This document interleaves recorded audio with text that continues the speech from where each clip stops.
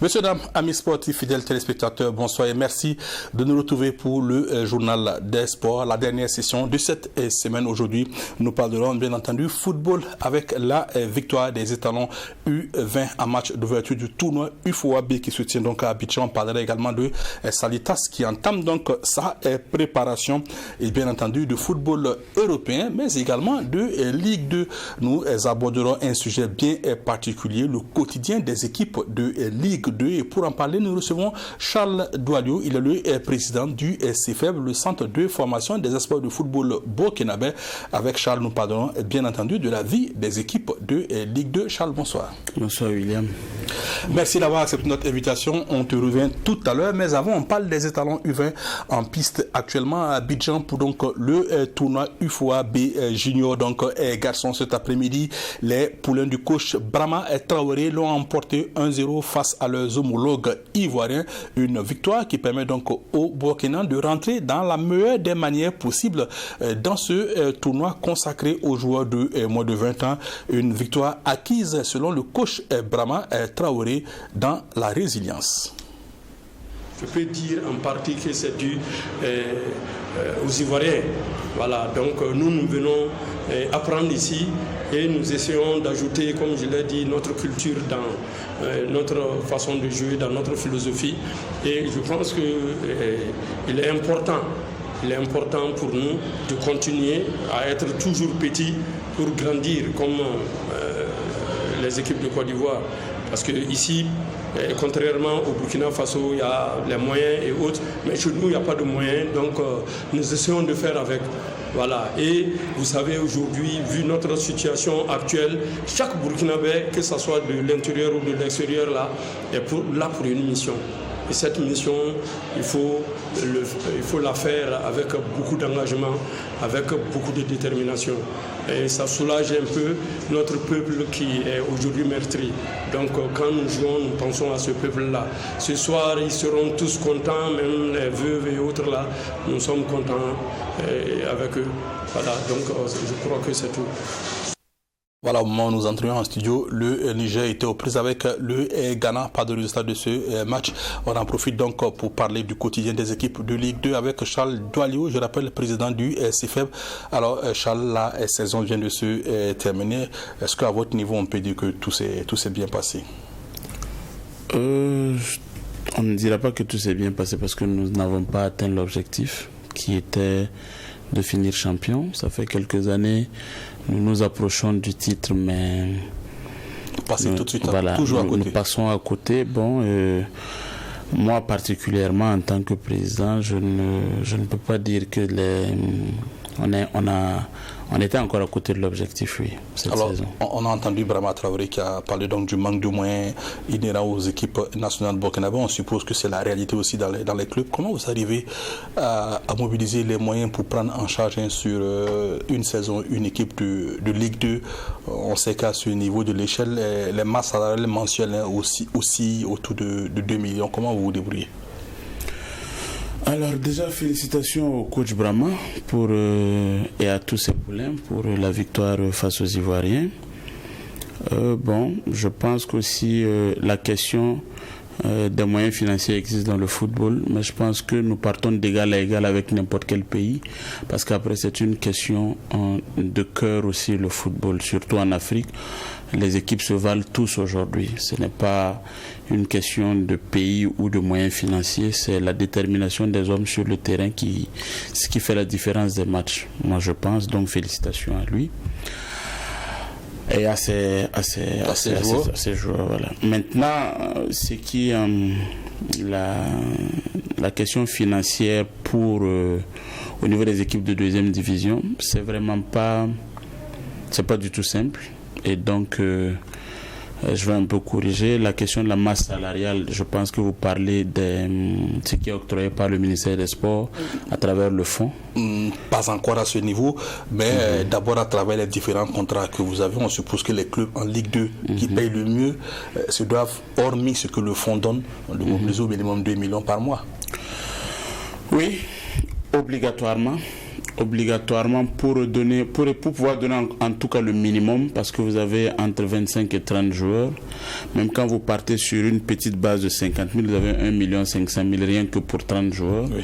Et donc il y a un staff, et bon, tous les joueurs ne peuvent pas avoir le même salaire. Effectivement, vous dépassez ça de loin. Voilà, très souvent même on dépasse ça. Aujourd'hui, les petits montants ne peuvent pas aider les joueurs, donc ça fait que c'est difficile sur la question des distances et beaucoup d'autres choses. Donc j'ai presque envie de vous dire que vous ne souffrez pas trop, puisqu'il y a le fonds qui chaque mois vous octroie quand même quelque chose. Je sais qu'en Ligue 1 c'est estimé à environ 2 millions le mois, et en Ligue 2 ça fait 1 million. Ça fait quand même, on va dire, une aide substantielle pour vous permettre de satisfaire à vos exigences. Déjà, pour moi, ma part, en ce qui concerne ma personne, c'est bien ce que le fonds essaie de nous apporter, ce qu'il nous donne par mois. Nous avons 1 million, mais bon, on a en gros 750 000 parce qu'on a 250 000 qui est toujours recoupé par la fédération pour être reversé aux petites catégories. Et donc, nous avons 750 000 par mois.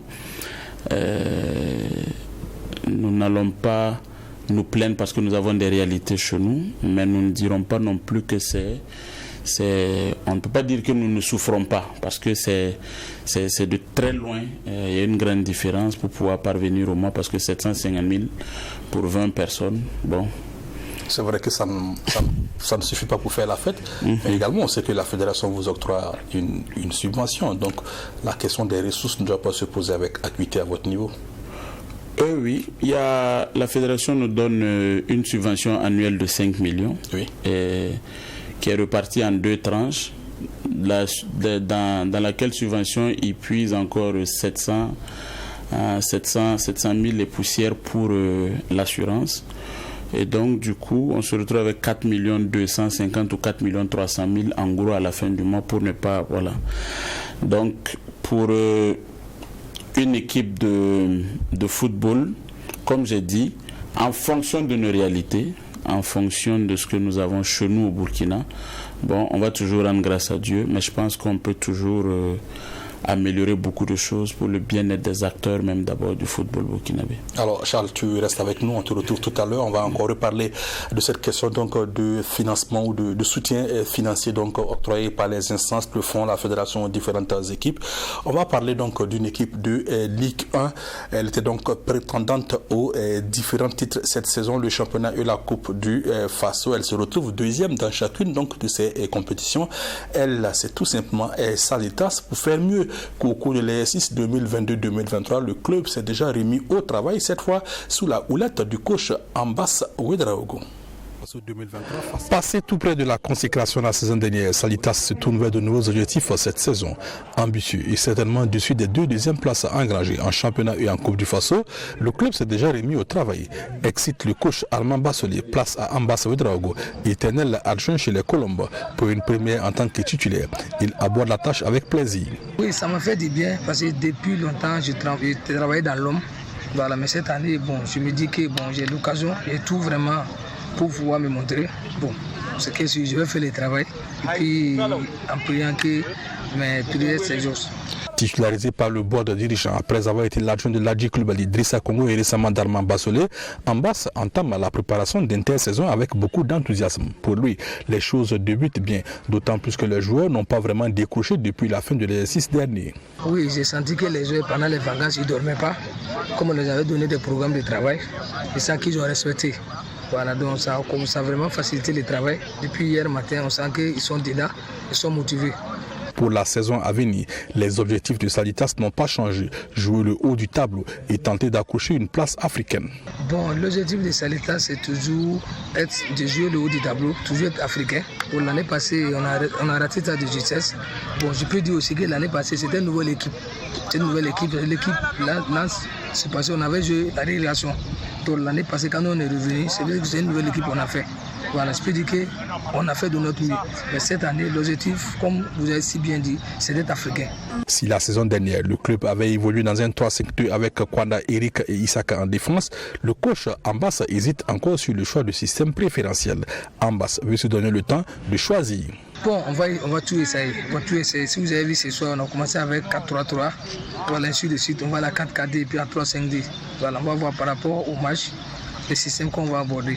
Donc on va se préparer par conséquent. Pour la saison à venir, le club est parvenu à garder ses meilleurs éléments. Hormis Salif Bagaté reparti à l'AS Douanes. Dans l'autre sens, le club enregistre plusieurs arrivées, dont celle d'Aziz Traoré en provenance de l'AS Sonabel et surtout du troisième meilleur buteur de la saison écoulée, Ismaël Séoné, qui revient de son prêt à Vitesse. Autre arrivée importante, celle de Nampé Koulibaly, le portier de l'EFO. Si l'on considère que le meilleur recrutement est de conserver ses valeurs sûres, on peut dire que Salitas a fait fort en se renforçant également. Voilà, on revient sur ce plateau, on retrouve notre invité Charles Doualiou, président du CFEP, une équipe de Ligue 2, une équipe qui fait de la montée en Ligue 1 un objectif depuis quelques saisons. Alors Charles, c'est vrai que la fédération vous octroie 5 millions, vous devez donc céder environ 700 000 francs pour l'assurance. Il y a également le fonds qui, durant toute la saison, vous octroie donc l'équivalent de 10 millions, vous devez donc céder 2 500 000 pour donc la petite catégorie, mais il semble aussi que les clubs ne sont pas de parfaits exemples en termes de gestion, parce que vous avez le plus souvent du mal à justifier les fonds que vous percevez. Alors, est-ce qu'on va parler de gestion? C'est difficile parce que nous avons tous nos réalités, hein, il y a beaucoup de différences selon les clubs, mais bon, je pense qu'on ne va pas parler de gestion ici parce que pour moi, tous les présidents de clubs, surtout les présidents de Ligue 2, ils sont vraiment à féliciter. Ah oui? Oui. Parce qu'ils ont du mal à justifier auprès de la Fédé ou du fonds la gestion qu'ils font de l'argent? Parce que je pense que le paiement d'une seconde vague est conditionné par la justification de la première. D'accord. Et donc, si elle n'est pas justifiée, tu ne peux pas recevoir la seconde... le second versement du ministère. D'accord. Et donc, je pense que même la fédération, cette année, a demandé aussi la justification pour les subventions qu'ils donnent. Et donc, je crois que ça ne se pose pas au niveau des justifications. La difficulté des clubs ne se pose pas du tout au niveau des justifications. Ça se pose à quel niveau? J'en veux pour preuve, des fois des joueurs qui sont blessés et qui sont obligés par la suite de se prendre eux-mêmes en charge pour se soigner. Alors, à l'Assemblée générale de Koudougou, je pense avoir dit lors de l'Assemblée que j'étais contre et je demeure contre l'assurance qu'ils nous coupaient parce que chaque année, on te coupe une assurance de 700 000 et tu n'as pas un seul document qui dit que voici ce pourquoi on t'a coupé. Et voici... Vous ne recevez pas votre police d'assurance? Non. Et vous acceptez compétir sans une police d'assurance? Oui, c'est pourquoi j'ai dit ici, on a des difficultés d'expression. Celui qui dit ce qu'il pense est pris soit par tu deviens l'enfant mal aimé, mais bon, moi j'ai choisi d'assumer ça pleinement parce que en vrai il faut aimer d'abord le football, aimer les joueurs et puis avoir pour vocation de les aider véritablement pour pouvoir donner de son amour, donner de son temps et donner de son argent au football du Burkina, parce qu'en vrai moi particulièrement, je n'ai rien eu jusque-là. Rien eu dans quel sens? D'accord. Déjà, je vais bien m'expliquer par rapport à la question des blessures, afin qu'on puisse mieux se comprendre. Par exemple, moi j'ai soigné 2 ligaments croisés, saison 2020-2021, mais jusque-là, la fédération n'a pas pu me faire rembourser les frais par l'assurance. Jusqu'à aujourd'hui, ce n'est pas payé. Et je l'ai dit en assemblée. Maintenant, après, il faut que le président il se démerde pour savoir comment il fait pour soigner son joueur pendant qu'il est assuré. Ce n'est point normal. Ça ne doit pas se passer de la sorte. Par exemple, j'ai un joueur qui est blessé qui s'est blessé en début de saison, qui a fait une intervention, mais c'est carrément après le championnat que l'assurance a pu rembourser 434 000 ou 431 000 francs. C'est pas du tout normal. Moi, je pense qu'on s'assure déjà parce que on se dit qu'il est possible que le jour que nous avons l'événement malheureux, nous ne soyons pas nous n'avons pas les moyens pour nous soigner ce jour-là. Et donc l'assurance doit te permettre de pouvoir te soigner et d'avoir les médicaments qu'il faut pour ça. Si en plus de t'assurer, tu dois encore chercher les moyens pour te soigner, il y a un problème qu'il ne dit pas du tout son nom et ça ne passe pas. J'ai comme l'impression que entre les clubs, la fédération, je dirais par extension le ministère, le fonds, il y a un manque de dialogue parce qu'on entend souvent des clubs se plaindre du fait que la subvention n'est pas encore arrivée, du fait qu'il y a des retards. On entend souvent également la fédération se plaindre du ministère parce qu'on fait un programme de préparation pour une équipe nationale et que l'argent n'est pas encore arrivé. Alors, est-ce que le fonds parfois refuse de mettre à votre disposition les moyens? Est-ce que le ministère refuse parfois de mettre à votre disposition les moyens, ou tout simplement est-ce vous-même qui ne vous comportez pas de façon à ce que ces moyens vous soient donc octroyés le plus tôt possible? D'accord, pour ce que je sache, à titre d'exemple, nous n'avons pas reçu la dernière tranche de la bourse. Oui. Je pense que le fonds a demandé que la fédération justifie 81 millions qui a été octroyé aux petites catégories, et jusque-là ce n'est pas fait. Et donc le fonds... Si je comprends, est-ce que déjà que les clubs cèdent 250 000 par tranche de subvention, donc par club en Ligue 2, je suppose qu'en Ligue 1 également ils en cèdent. Alors est-ce à dire que cela ne suffit pas pour organiser donc le championnat des petites catégories au point où la fédération soit elle aussi obligée d'aller faire recours au fonds? C'est dommage. Je pense que je l'ai dit sur ce plateau-là il y a des mois au début du championnat, parce qu'il faut qu'on s'inquiète pour notre football. Ah oui? Oui. Il faut qu'on s'inquiète pour notre football. Et comme je dis, je ne dis pas les choses pour ne pas les assumer. Aujourd'hui, je ne peux pas comprendre qu'on puisse couper autant d'argent pour les petites catégories et que ça soit ce que nous voyons. Que des gens peinent même à organiser le championnat des petites catégories. On ne peut pas couper près de 141 millions par an, et que le président de la Ligue nous dit qu'il a demandé 4 millions pour organiser le championnat des petites catégories du centre, et n'a pas pu avoir les fonds. Et encore, il y a 81 millions qu'il faut justifier. Et il y a 81 millions qu'il faut justifier. Ce n'est pas acceptable, ce n'est pas du tout normal. Et donc, j'ai dit que on peut continuer à fermer les yeux là-dessus. Mais bon, il y a des gens, par exemple comme moi, qui n'allons plus nous taire parce qu'à un moment donné, il faut penser à ceux qui ont pris ce sport-là comme un métier, qui ont besoin d'être formés, qui comptent sur ça pour nourrir leur famille. Et donc, on ne peut pas continuer comme ça. Si le fonds, je ne peux pas comprendre que toute une fédération peine à justifier 81 millions perçus. Est-ce que c'est le manque de justificatif sur les 81 millions qui fait que vous n'avez pas encore eu la dernière tranche du fonds? Oui, puisque nous avons fini le championnat. Et généralement, nous recevons cette dernière tranche-là, soit à la fin du championnat, soit quelques jours avant la fin du championnat. La fin du championnat. Donc, je pense que la question des justificatifs aussi s'est posée cette année. C'est peut-être parce que ça ne se posait pas les années passées que nous n'avons pas connu ce problème-là. Mais maintenant que le problème se pose, on se rend compte qu'en réalité, il y a des choses qu'on doit véritablement nous dire pour que nous puissions savoir ce qui est retenu chez nous, ça sert à quoi, et dans les détails pour qu'on puisse savoir ce qui est fait pour nos petites catégories. Moi je pense que c'est dommage, mais il faut le dire, je ne crois pas qu'une fédération normale puisse ne pas pouvoir justifier de l'argent perçu pour financer le championnat des petites catégories. Parce que ce qu'il faut aussi noter, c'est que le fonds aussi rend compte à qui de droit. Et donc du coup, si eux aussi n'arrivent pas à justifier l'argent qui sort de leur caisse pour aller vers la fédération, ensuite dispatché au club, naturellement, ils seront bloqués à un niveau. Et donc, pour un championnat à 140 et quelques millions, c'est pitoyable ce qu'on a vu pour les jeunes catégories. Et après, voilà des gens comme Brahma qui arrivent à avoir quelques victoires en terre étrangère. Bon, un jour, un matin, les Burkinabés disent que nous ne sommes pas contents de leur manière de jouer. Pendant que nos petites catégories n'ont pas de compétition, ils font face à des gens qui s'entraînent, qui jouent des matchs régulièrement. Et puis nous voulons des résultats, ça ne peut pas marcher. Alors Charles, tu restes avec nous, on va parler donc de toute autre chose à présent.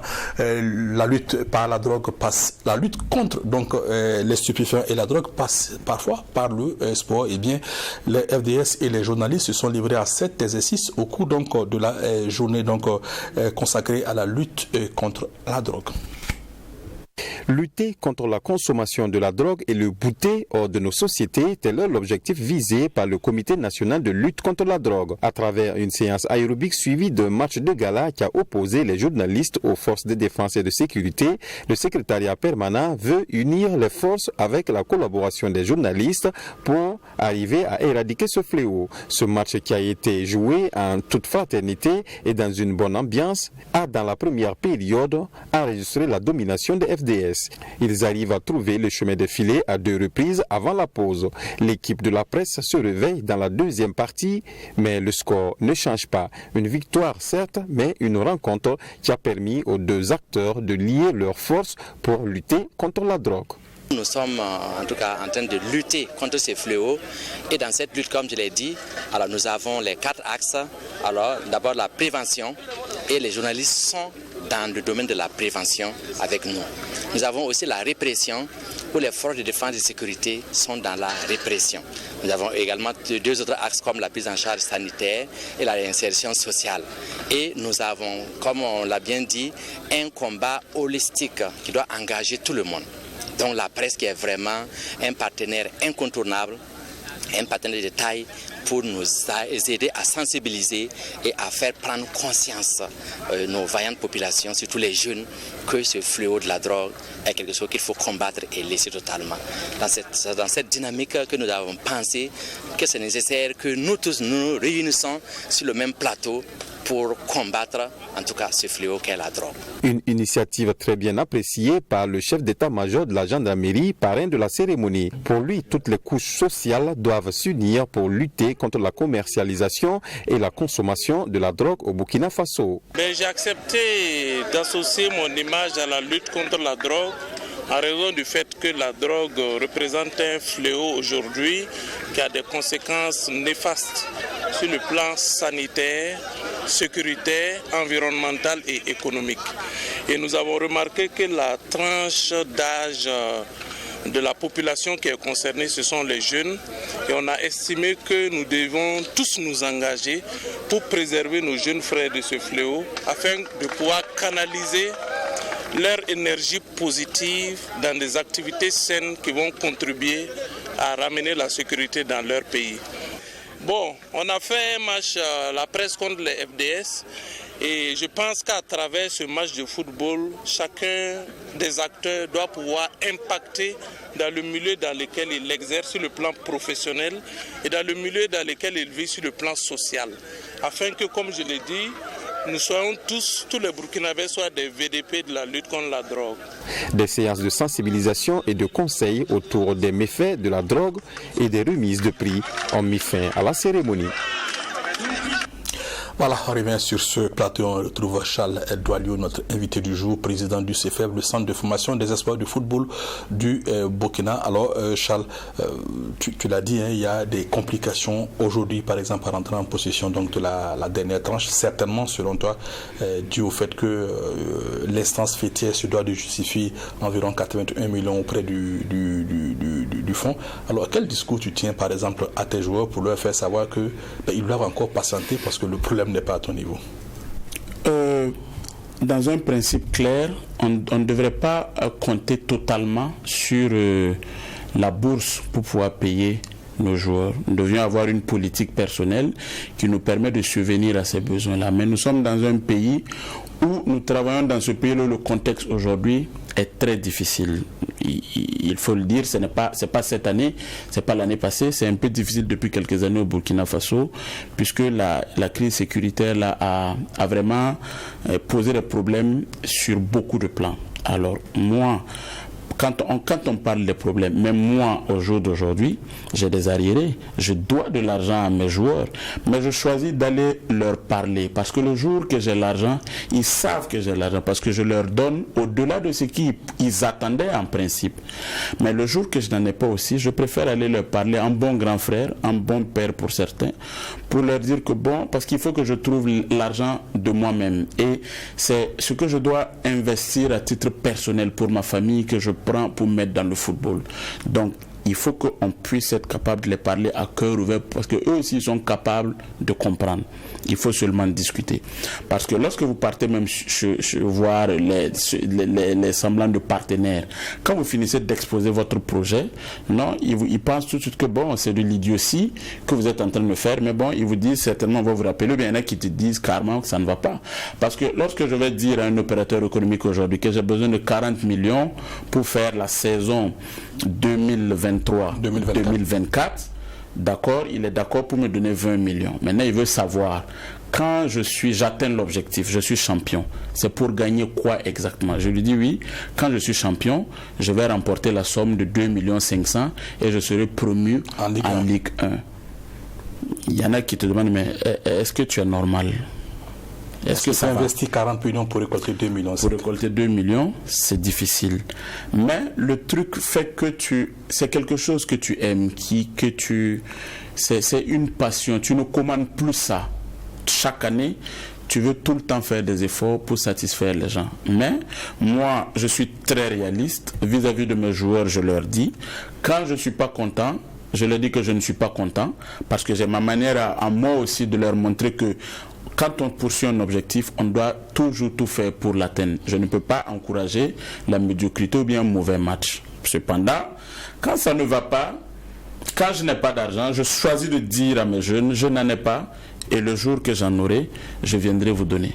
Voilà. Merci à toi, Charles. Merci. Je rappelle, nous étions donc avec Charles Douadio, c'est le président du CFR. Excusez. Le centre de formation des espoirs du football du Burkina. Avec lui, il a été question donc des réalités, de la réalité des clubs de Ligue 2, de la réalité en ce qui concerne donc les subventions de la fédération et du fonds pour la promotion des sports et des loisirs. C'est tout pour le journal des sports de ce jour. On se donne rendez-vous lundi pour plus d'informations et de passions sportives sur Tri TV et Watt FM, filiale du groupe Tam Tam Group Press.